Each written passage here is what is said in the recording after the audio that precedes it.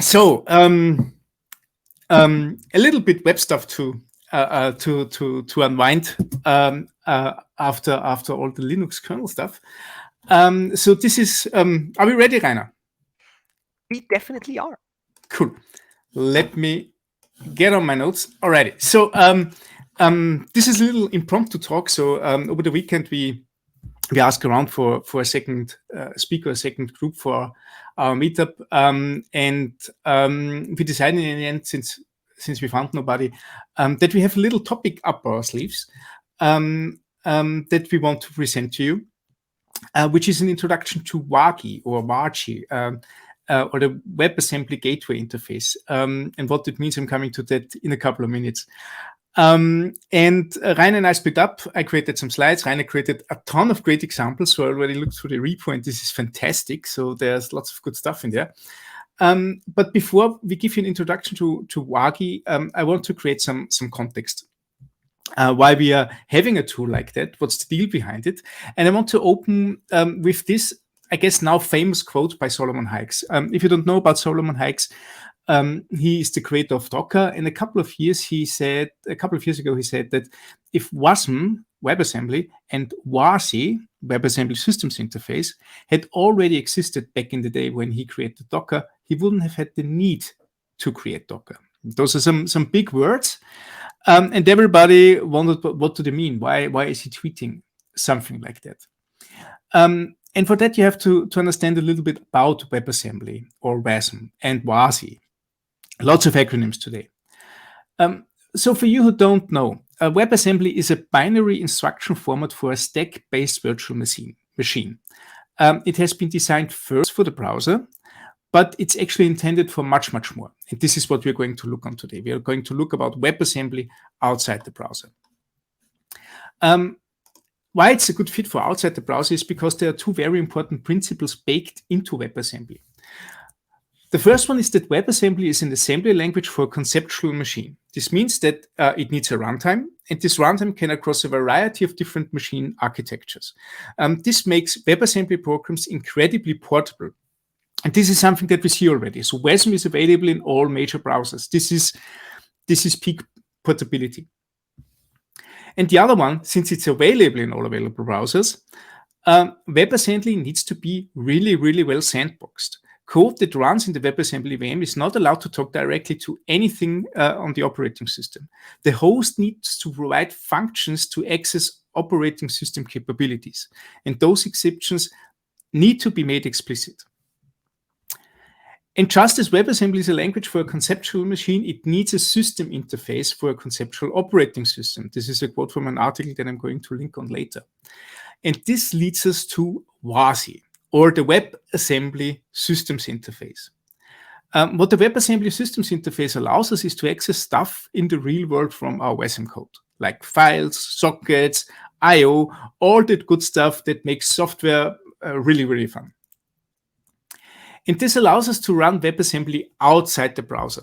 So instead of compiling our software down to different operating specific targets and run them on the system interface of the respective operating systems, we compile it to WASM, run it in a WebAssembly runtime that has access to operating system specifics. This is from an article by Lynn Clark on mozilla.org, which is a great introduction to the entire WebAssembly system interface topic, which I can highly recommend. Also, I'm going to link that after the show. So, some really quick code on how this looks like. This is, if you will, the hello world of WASI. What you see here is some Rust code. What I'm doing here is I'm opening a file based on some command line arguments. And then I load this file and put it out on standard out. This is all it does, and this would work totally fine if you compile it down to a binary on your respective architecture, you run it, and as long as your Unix, Linux rights or Windows rights are correct, you can access the files and put them out. But if you run it, if you compile it down to WASM32 WASI and run it with a WebAssembly runtime, it will bamp. Give it, where's the animation? Here it is. It will error. And this is great because this is pure isolation. The WebAssembly runtime has no access to anything outside until we give it access to, for example, a lyrics folder. And then it can find stuff, then it can load files. And this happens via the systems interface. It doesn't seem like much, but this is exactly the kind of isolation that Solomon Hykes was referring to. So you have to explicitly open ports, you have to explicitly open folders, you have to explicitly set free directories. And with that, you don't have any need for operating system virtualization, no need for running Linux images, etc. You compile it to a format that is secure by default, and you open up what the software is supposed to read. No surprises, because some strange directory with sensitive information has the same access rights as Stairway to Heaven from your demo app. And this is the promise. And this is the promise that leads to all those projects that evolve around WebAssembly systems interface and WebAssembly. We can run workloads fully isolated and container-free. And there are several projects that build upon this promise. Crustlet has been here a couple of times in our meetup. So we had the creators of Crustlet there and Thorsten Hans, who showed an extensive demo on Crustlet. And this is WebAssembly on Kubernetes. And this, is good for cloud architectures. This is great if you want to run WebAssembly in Kubernetes, but there's more than Kubernetes. And from the same creators comes a fun experiment that goes directly back to how we created backends in the 90s and early 2000s. And not only because of that, this is an experiment that I like a lot. And the experiment that I'm talking about is WAGI, the WebAssembly Gateway Interface. And before you see it in all your glory, cast your mind back to the late 90s, where you did change mod 777 on a Perl script into your CGI bin folder to get some bulletin board entry from 0cool82 written on your disk. Everybody did that with the best intentions. Like, if the script doesn't run 777, then it should work. Of course it did. But there were also some implications. And that's right, I'm talking about CGI, the Common Gateway Interface, the most used technology back then to execute some code on the backend. Still used today, so if you run some PHP, you have to have some CGI because the principle is still the same. It looks like that. It's meant for HTTP requests that come to a server. The server is CGI capable, and based on the request can execute the CGI script, quote unquote, over the CGI gateway. Back in the 90s, they were mostly written in Perl, PHP, but there has been also some C and C++ programs that are executed like that. And this means this is really an execution. This is an invocation. So you kick off the software writes on standard out, and what you read from standard out, you transform into an HTTP response, or your standard output becomes the HTTP response. And there's something very important here. You have a per request invocation. Every time a request hits, this process gets kicked off on you. And this should remind you of something. So if you squint a little, if you look a little closer, that's like serverless apps. This is, there's some nuances, like how runtimes are bootstrapped, and if you have a warm container and how you send responses, but the main concept and the main idea behind it is roughly the same. A request triggers a fresh invocation. And with CGI, we had the problem that we have insufficient isolation. With serverless apps, we have really, really good isolation, but they come with this runtime thing and lots of implications on top of it. And this is where we can rely on Wagi, the WebAssembly Gateway Interface. So it's the same principle. You have a server. Wagi is based on a Tokyo hyper server that, based on a request, executes a WASM file on your disk. And you can set some features for this WASM file, like access to a folder or access to some network that we are going to see, based on some configuration. So modern languages, modern tools, perfect isolation, party like it's 1996.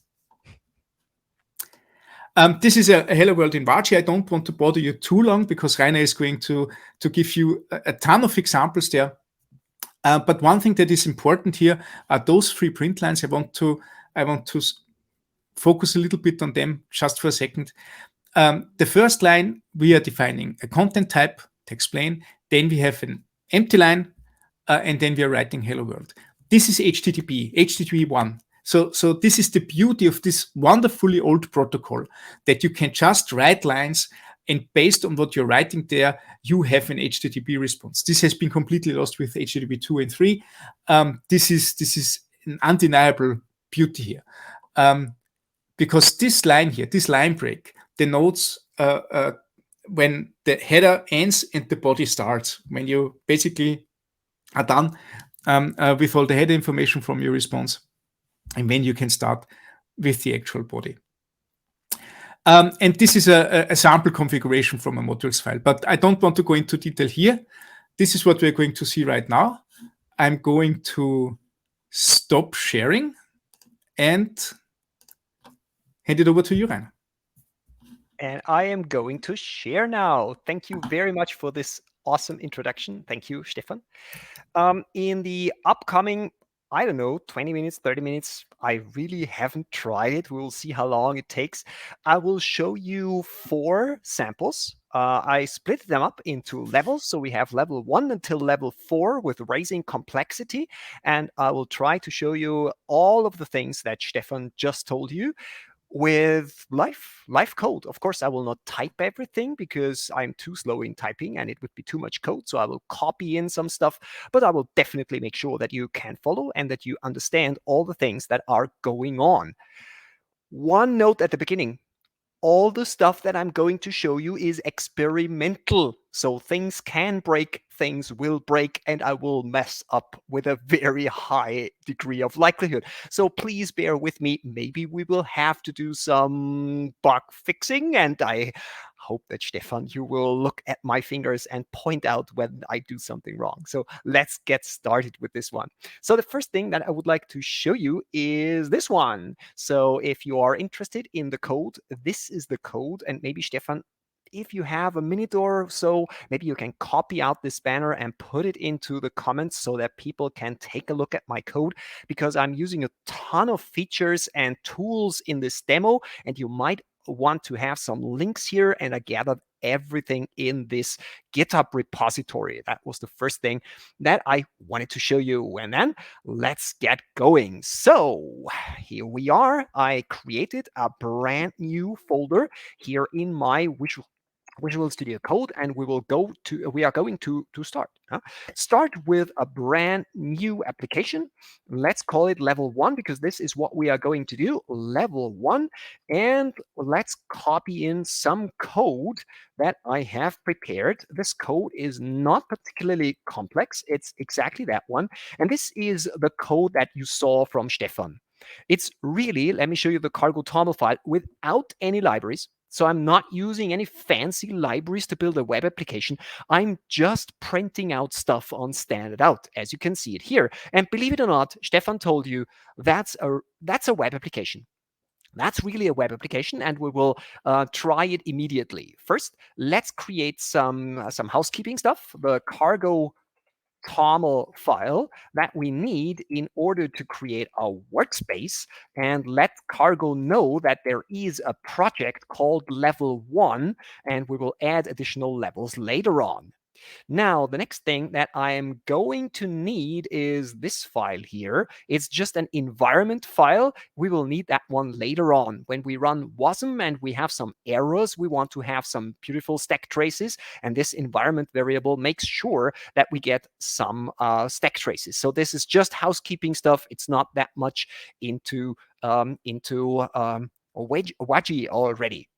The next thing that I like to do whenever I do projects like that, where I have to call some command line tools with some nice attributes and arguments and so on, is I love to use a tool which is called just. I don't know if you know it already. If you haven't, stay tuned. Just is like make, but in a modern way, if you would like to put it that way. And let me show you how you use it.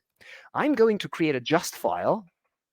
This is my just file, and I have prepared this just file. Let me put it here. First thing, I am reading the .env file to get all the environment variables for all my commands, and then I can define commands. Here you see it, run native and build, and then you can just enter some shell commands like that. So here you see I created a run native and a build script. So now I can say just build level 1, and it will build everything for me. And I can say just run native level 1, and it will run cargo run for me. And here, down here, you see the response on standard out. So I just tried my example and it worked. Granted, just for this simple cargo run and cargo build, I wouldn't need my just file, but believe me, it will come in handy later on when we have to do some more complicated CLI stuff.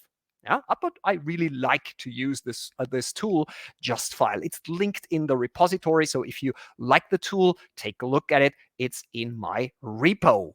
Okay, we ran it traditionally as we are used to. So now I would like to run it as a real web application with Wagi. So let's create a new file, and I call it wrong folder. Sorry, I have to create it here. I will call it modules.toml. This is how it has to be called. And here I can specify the different Wagi modules that I have in my application. As you can see, I'm here referencing a folder in the target folder. I have not created this WASM file yet. We will need to compile our code with the target WASM32 WASI. We will do that in a second. But this config here tells Wagi that in this WASM file, I have my gateway interface, and it should listen to this route. So when I run the Wagi server, it will handle all incoming HTTP requests on this route. It will spin up my application, take what I print on standard out, and return that via an HTTP response. So let's try that. For that, we will add a little bit of magic to our just file, and I will walk you through that one, okay? So let me show you what I do here now. First, build is still the same, but this time I add an optional target. And you see, when I call just run, it will build my sample code with this target. So I will compile my Rust code into WebAssembly. And then I will not call cargo run, but I will call the Wagi server. I will tell it the configuration is stored here in modules.toml, and I can also specify a log directory if I want to gather some logs. If I screw up, I might need these logs. We will see. Another thing that I like very much is combining that one with watch.exec, another beautiful tool from the Rust universe. Watch.exec watches for changes in files with the extension rs. And in this case, I'm watching for changes in RS files in the sample that I'm just running. And when something changes, it calls just run. Down here, you see the run, and it will recompile everything and restart my Wagi handler. So that feels really nice, as I'm used to do it as a web developer. I just type in some code. I put the hands away from the keyboard. The Rust compiler will compile everything to WASM. It will restart the Wagi web server, and I can immediately hit refresh in my browser. So this is the kind of workload that I want to build here. Okay, so first let's run it, and then let's watch it. Okay, so let's clean up here and say just run level 1. This will now run in the Wagi web server, as you can see it here. And then let me bring up a browser window. Here's a browser window, and I will call the URL. I simply have to copy it here, and here it is.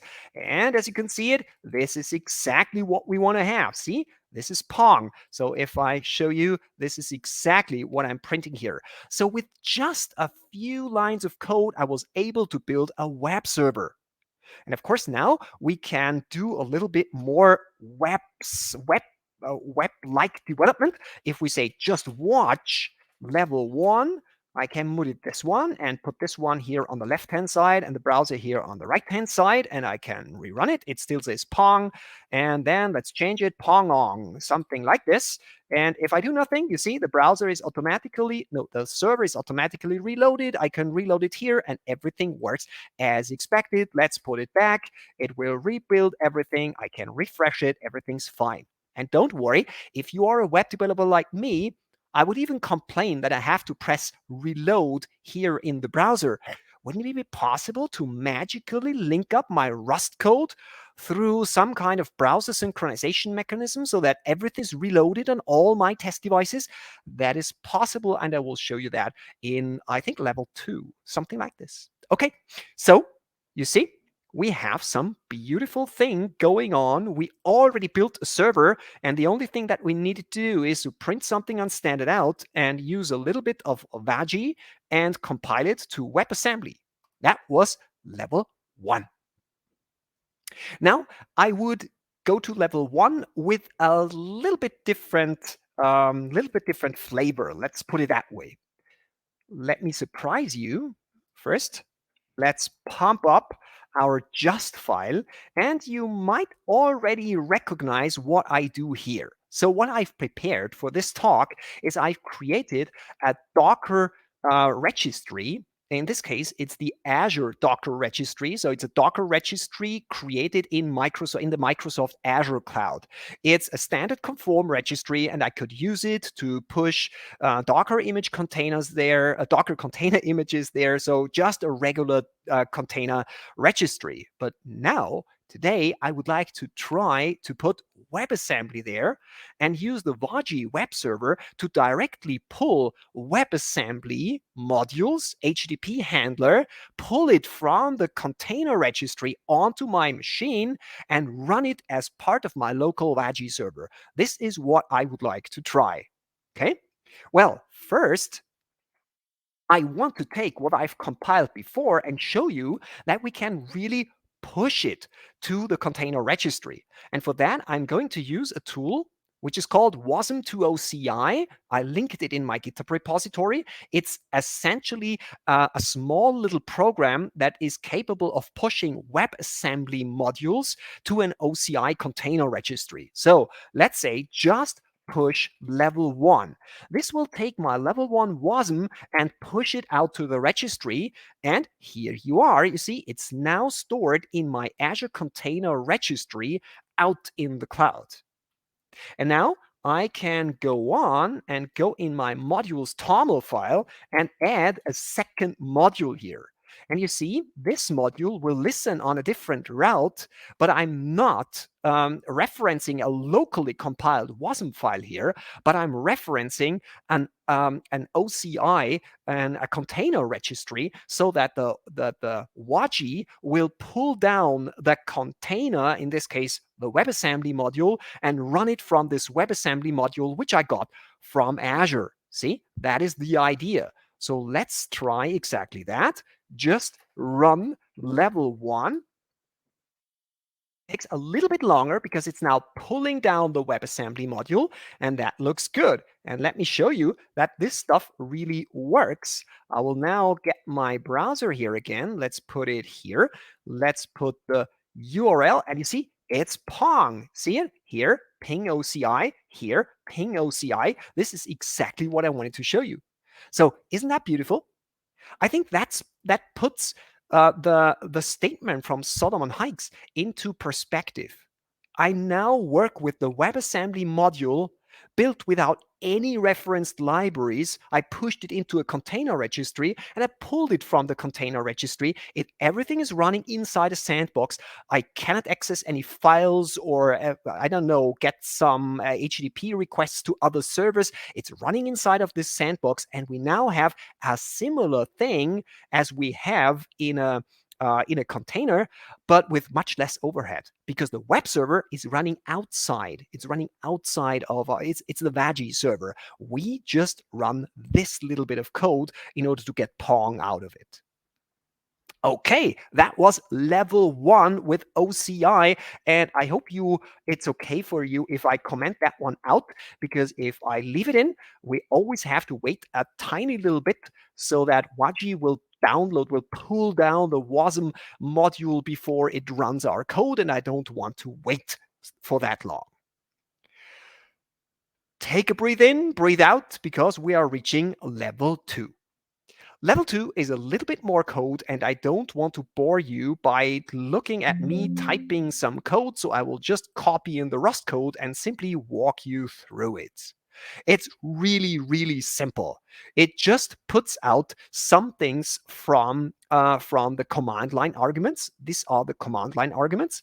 It prints out some variables, environment variables. You will see what we will have in the environment variables, and it will print out what it can find in standard in. This is what I'm doing here. So I'm just reading in 3 simple things: the command line argument, the environment variables, and standard in. And we will see how Wagi is using exactly these mechanisms to pass in the payload of the incoming HTTP request.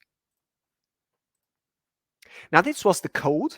Of course, I have to add this thing to my workspace so that Rust knows that there is a level 2 application here. And additionally, of course, I have to define another route. So here you see the level 2 route is exactly what I'm going to target now. So let's give that a try and say just run level 2. This will again compile everything. It's blazingly fast because we are not using any libraries here, and that's it. And with that, we should give it a try. So let me bring up another browser here. Here is my browser. Make it a little bit smaller and fire up level 2. And this is exactly what you see here. Well, let's move it a little bit up. Oops, sorry. Let's move it a little bit up. And as you can see here, the command line arguments are first the path, and I can specify foo equals bar, also some query string parameters. So we will get through command line arguments the path and the query string parameters. All the different HTTP request headers, we will get them through the environment variables. Please note that we don't have access to all the environment variables on the machine. We just have access to those environment variables which are passed on by Wagi to us. So we can see all the different headers. I'm pretty sure you will recognize them if you take a look. Standard in down there is currently empty, but it doesn't need to be empty. Let me show you what standard in will look like when I copy in a small helper file. This helper file is using a plugin in Visual Studio Code. It's called REST Client. And with that, I can directly issue requests here from Visual Studio Code. And this is the thing that I want to draw your attention to, because this is now sending an HTTP post request to our level 2 sample. And this time I'm passing in some payload, an HTTP body. So send this one. And you see, we still have the arguments. If I scroll down a little bit, we see that the request method is now post. I see still the query string. And here, through standard in, I get the payload of the HTTP request. So still, I don't need any library for that. It's just interpreting the command line arguments, the environment variables, and the standard in. And that's it. That's pretty amazing, don't you think? I definitely think so. So this was my sample 2, where you have learned how to use the environment variables, the program arguments, and the HTTP body. So good. Breathe in, breathe out, and make ready for level 3. In level 3, I would like to make the sample a little bit more interesting. Let's put it that way. So let me copy in the code and then quickly walk you through the code of level 3. Now, level 3 has some libraries, as you can see it here. I'm using Serde, obviously, for some JSON serialization and deserialization, And I'm using handlebars because this time I would like to generate HTML on the server side. Yes, you heard correctly. I'm going to create HTML, put it on standard out, and I don't want to hand code the HTML, but I want to use a template engine, in this case, the template language handlebars. Let me show you the source code and let me walk you through it. Now, here, first, interesting thing, we can define so-called subroutes inside a WASI module. So we can say that we are listening on these subroutes here, inline and file, and then that we want to call the methods inline, as you can see it here. Here is inline, and the method template file, here you see it, template file, when these subroutes come in. So we will, in a second, define the root path here in the module's toml, and these are subroutes inside of this root path. Now let's quickly focus on the inline part. This, what you see here, if you are a web developer, you will probably immediately recognize this. This is the handlebar syntax. So this is a handlebar template. Here you see a loop over all the arguments. And here you see a template which will be replaced by the command line argument. And then I'm using the handlebar template engine. I register the template and I render the template to a string, and I simply print line the result of the rendering onto standard out. This should work, obviously, no problem. But the second thing with the file is even more interesting, because now I'm not using an embedded template, as you can see it here, but I'm reading some template from the file system. Because I created here a folder which is called templates, here you see a more elaborate template file. It's handlebar syntax, and if I scroll down, you again see some loops, as you can see it here. You see some replacements, the usual stuff if you are a web developer. Sorry. We are also using Bootstrap here, and additionally, please note that this will be important for the next demo. We are also referencing a local CSS file from a folder which is called static. Keep that in mind. We will have to fix that one in a second. So this is what we are doing here. We have level 3, which uses an inline template and uses a template file. Let me have a sip of water here. And then let's get going and let's try to set up this, this level 3 here, okay? So the first thing that we will need is a little bit of additional content. First, the static folder. And in the static folder, we have a very basic CSS file, but hey, bear with me, it's just a demo. I think you can imagine that this CSS file can be as complicated as you want. It's just there. We will see how we can serve these static files to the web browser. Obviously, it cannot just access the file on the disk. We need to do some magic in Wagi, but I will show you that in a second. And the second thing that we need to do is we need to again pump up our just file, as you can see it here, because now I will set an environment variable before calling, I will here set an environment variable for Wagi, and I will tell here the environment variable that template path points to templates.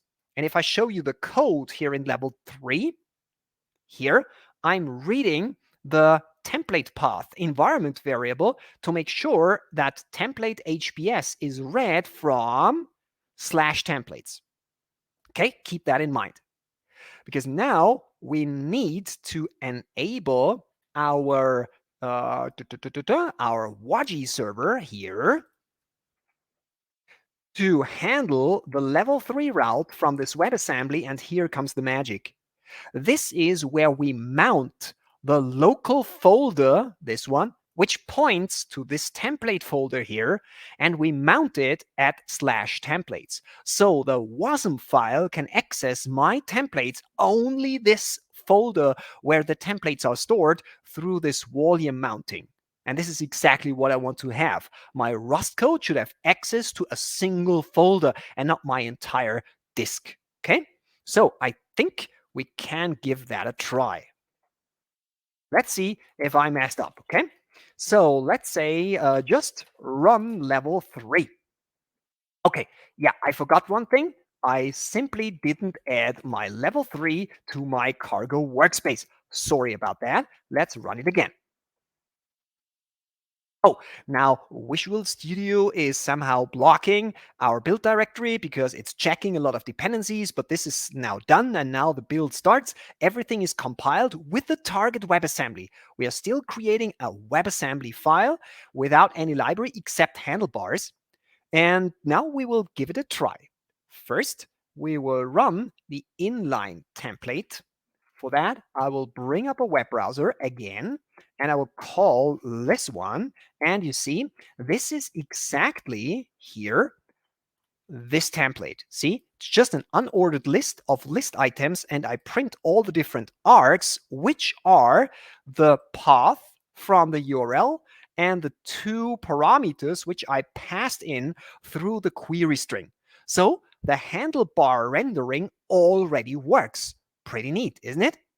And then I will go to File, boom, and let's see. Oh my God, this looks way more beautiful. This is Bootstrap because I referenced inside of my template a little bit of Bootstrap to make it look nicer. So you see, the rendering of the template file worked perfectly fine. Well, nearly. It didn't work perfectly fine because if we scan up the console, we will see that the server was not able to read the styles file. Well, of course it can't. This is referencing /static/styles. But Wagi does not serve static files yet. We didn't write any code for that. What we could do is we could go into our main RS and add some additional code, maybe an additional subroute here for static, and then write our own code to serve files. But it turns out, if you think closely about serving static files, it isn't as trivial as you might think it is, because you have to deal with caching and all that stuff.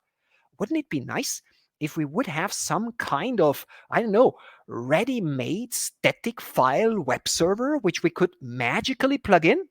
And it turns out there is one. There is one, and this is exactly the next demo that I'm going to do. Let me stop that one here again, and I will not include that one on a Rust level, but I'm going to get one, and the link is already in GitHub. I will get one in the form of a WASM module. I'm using a WASM file server for Wagi, which was written in a programming language called Grain. I'm not an expert on Grain. To be honest, I didn't know that it exists until I took a look at this example. It's pretty amazing, and you can take a look at it. It's somewhat, let's say, WASM native. It's really interesting. But to be honest, I don't really care. It's like working with a container, right? I'm not caring about how this WebAssembly file was created. It is just there, just like a container is. And now I would like to use this file server together with my own Rust code, which I compiled to WebAssembly. So we need to enhance our modules file here, and I have prepared this one. See, I am adding another module which will serve all the subroutes of static, and it will take all the files inside of the static folder. Here it is, and I mount that one to exactly that folder. And guess what? Here I have my styles.css. So now it should be possible that my website loads the styles.css through the Grain file server, which is another Wagi module just working side by side with my own WebAssembly module that I've written in Rust. Let's give that a try, right? Just run level 3. And did I already close this one? Oh, here is still one. So let's take this one. So level 3, here it is. Here I have the link template from file. And now let me prove that it really works by going here, reload everything, and see here, styles.css 200. Everything works as expected. I can click on that and you see my WebAssembly file server written in Grain now working side by side with my Rust code using handlebars to create this awesome output. And now you can imagine that you can easily create more more elaborate application, doing some maybe serving of a single page app, maybe from Angular, React, Svelte, or whatever you use, put it here in the static folder, and then write your dynamic code in WebAssembly with Wagi and use exactly this combination. This could be a possibility for you. Okay? Now, it's getting more and more interesting. We are generating HTML, and as a web developer, I would like to go one step further. I mentioned that already. What I would like to have is I would like to have a possibility to change a little bit of Rust code here, and magically all the browsers should refresh. And if I go into my template and change a little bit of the handlebar syntax here, the browser should magically refresh. It turns out that this is pretty simple to achieve. And let me show you how we can do that. I prepared two files. Here it is. I will copy them into our folder. Here they are. If you are a web developer, you know package.json. It's essentially the package manager of JavaScript. And here I'm loading in a JavaScript module, which is pretty wide known. If you are not a web developer and you're just focusing on Rust, let me tell you, this thing is really cool. It's called browser sync, and it does exactly what it says. It syncs browser whenever local file change. So let's get browser sync by calling npm install. It will pull down browser sync from npm, install it locally in the node modules folder. This is like cargo, but in the JavaScript way. Now this module is stored here. Can close it. And I also create a config file where I tell the system that it should watch all WASM files in my folder. It should watch all handlebar syntax files, and it should watch all the CSS files. And with that, I can get the web development experience that I would like to have. Let me show you what I mean with that. First, let's run the server part, the compiler, and the Wagi web server with just watch level 3. See, the just files are really convenient, aren't they? So now we have our server running on port 3000. Let's spin up another shell here and say just serve. Now, just serve, if I show you that one, it runs browser sync, as you can see it here, with this specification. See? And this opened automatically here, a nice little browser window. And let's put that one side by side. Okay. And let's go to /level 3. And as you can see, it still works just as expected. But now we are not running on port 3000, but we are accessing the browser sync system, which acts as a reverse proxy to our Wagi. So now I can go to template from file. As you can see, it works, but up here, there was quickly a note, browser sync connected. So let me show you what we can do with that by opening up the main RS and the template handle file. Let's go to main RS, for instance, here, and let's first go to the inline template. You see it here? And if I go to the inline template and I change a little bit of code, take my hand from the keyboard and emogods are smiling. And here you see everything was refreshed automatically.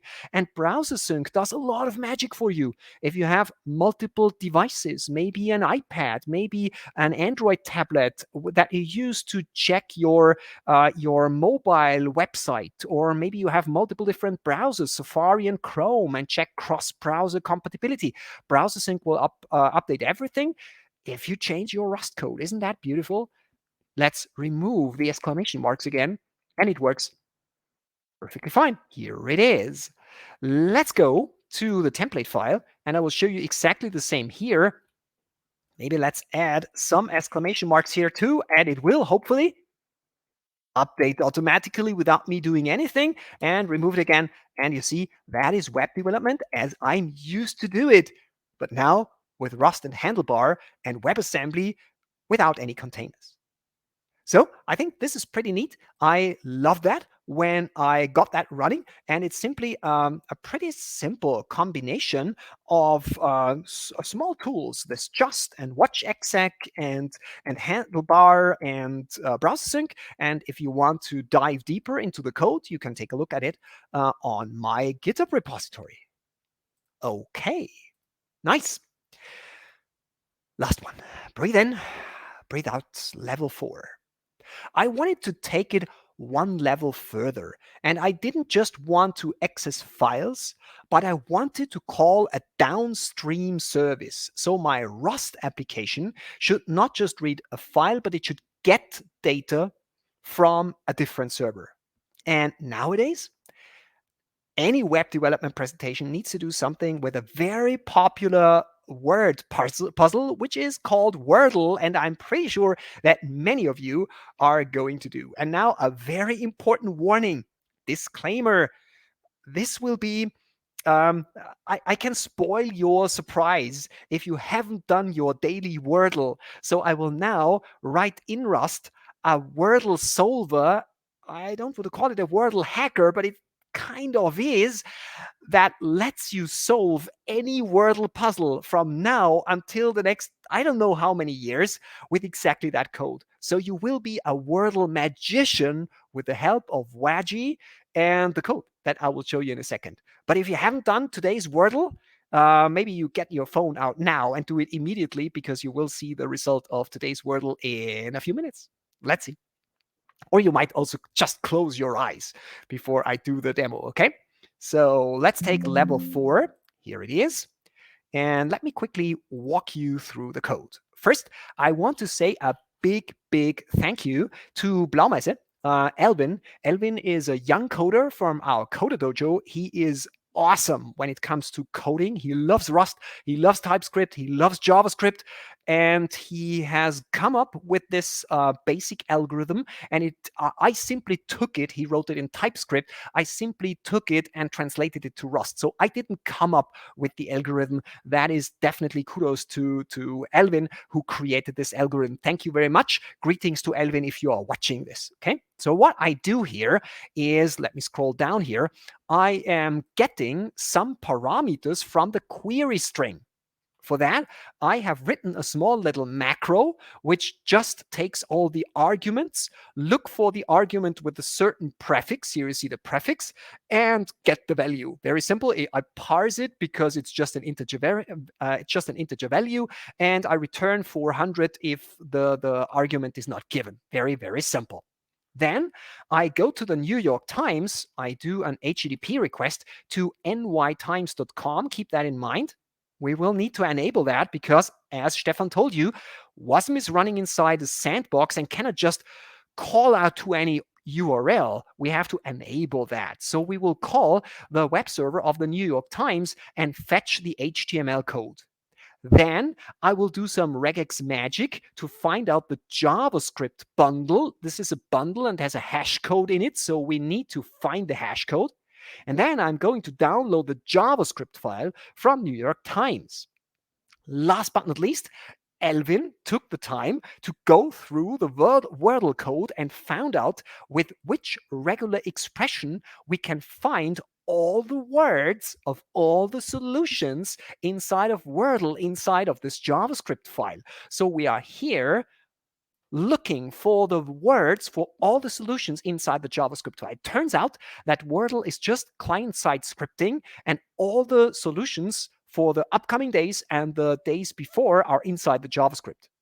And last but not least, we do a little bit of calculation magic here. Again, kudos to Elvin, who came up with this formula to calculate the offset inside of the words array, which we got from JavaScript. And with that, we can get the result of every Wordle in the past and in the future, at least until the New York Times will change the JavaScript code. I don't know if that ever will happen, but for now, I hope they didn't do it in the last hour or something. Let's see whether that works. Okay, this is essentially what this code does. If you take a look, I'm using here a crate which is called WASI experimental HTTP.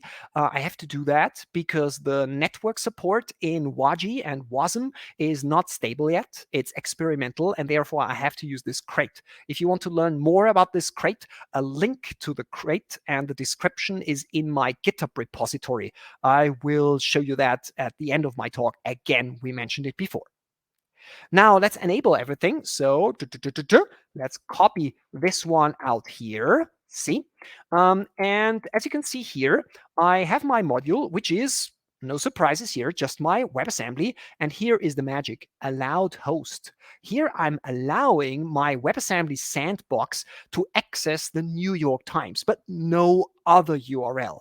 If I try to access any other host, the WAGI, the WebAssembly runtime, would block this call and I would not be able to get or post anything to them or get from them. And therefore, this is the important thing. This is why I created this example, because this is exactly what I wanted to show you. Do you want to see whether it works? Well, I want, and let's give it a try, okay? So let's just run, but this time, or just watch level 4. This will compile everything. Oops. Of course, again, I forgot to add the project to my workspace. I'm sorry for that. So let's again do just watch. We have to wait a second until Visual Studio Code has finished looking through my code. Now it's compiling. Should be done in a second. Here we are. Web server is running. And I stopped my my browser sync. So let's run browser sync again to auto refresh our browsers. And with that, we should get, here it is, a browser window. Now, let's put that one on the right-hand side and my code on the left-hand side. I will go to /static wordle.html. See, this is a, I'm blunt here and saying this is a single page app. Essentially, it's just an HTML file with a little bit of JavaScript in it, you see? So what I do here, I'm populating these 3 fields, year, month, and day. And then I can do a form to my Rust code, which will then try to solve Wordle using the algorithm that I showed you before. So let's begin by trying it for yesterday, okay, for the 23rd. So this shouldn't be a spoiler for anybody. Let's submit it. And now, if I'm lucky, oh my God, it worked. It really worked. We went out to the New York Times. We got the HTML. We found out their JavaScript bundle ID. We went to the New York Times again, got the JavaScript, parsed out the words, calculated the word index, and we came up that yesterday the solution was purge. And believe me, that is the correct solution. I tried it yesterday. And now, if you want to do Wordle for today, please close your eyes. If you have done it already, or if you don't care, just take a look. We will do it for today. Here we are, 24th. It's chest. See, chest. So let's try that one. Crossing fingers. CHEST. Enter. And yeah, we are geniuses. We definitely are. We are geniuses because we now created in WebAssembly with Wagi a server-side logic inside a WebAssembly sandbox. And we allowed our WebAssembly code to reach out to exactly that URL. By the way, thank you to New York Times for this beautiful puzzle here. I love it. It's really nice to do, and it's nearly a daily breakfast puzzle. I really like it. Thank you very much for it. So, ladies and gentlemen, that's essentially all that I wanted to show you. If you liked this presentation and if you would like to go through it again, here is the GitHub repo. And you see, this is my storybook. So if I scroll down, you see all the steps that I did. I scripted them here with the links and all the stuff. So if you want to redo my demo and try it on your own computer, feel free to do so. I hope you liked what I was showing you. And with that, I have to find the correct window. And I would like to give back to Stefan. Maybe Stefan is here and can have it. Hi.